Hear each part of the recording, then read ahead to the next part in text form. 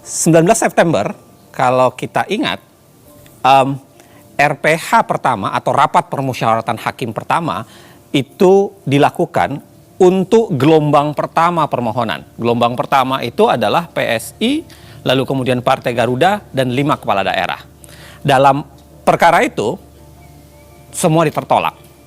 Ya. Dan luar biasanya, Anwar Usman tidak ikut RPH dengan alasan yang kemudian disebutkan bahwa dia menolak konflik kepentingan.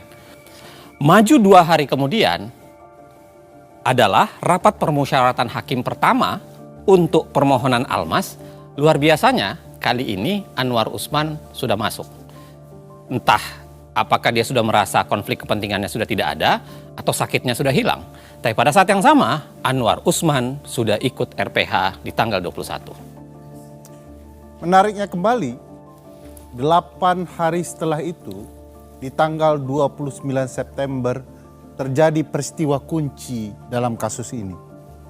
Almas Sakib Biru, entah karena alasan apa, mencabut permohonannya. Sehari kemudian, permohonan Almas dimasukkan kembali. Padahal itu hari Sabtu, hari libur. Dan Ketua Mahkamah Konstitusi berkantor serta meminta panitera untuk masuk kerja. Biasanya kalau dicabut bukannya dikeluarkan penetapan. Ya, itu uniknya perkara ini. Sehingga disebut kunci.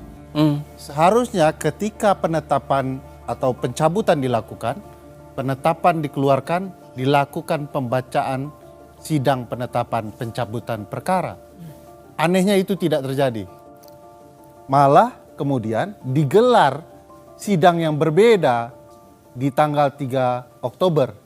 Disebut berbeda karena sidang ini disebut sebagai sidang konfirmasi permohonan. Almas kemudian menyatakan bahwa sebenarnya dia tidak punya keinginan mencabut, tetapi itu keinginan kuasa hukumnya. Dan pada saat yang sama sidang konfirmasi permohonan tidak ada di dalam hukum acara MK. Jadi ini disebut unik karena memang tidak terdapat di dalam hukum acara Mahkamah Konstitusi.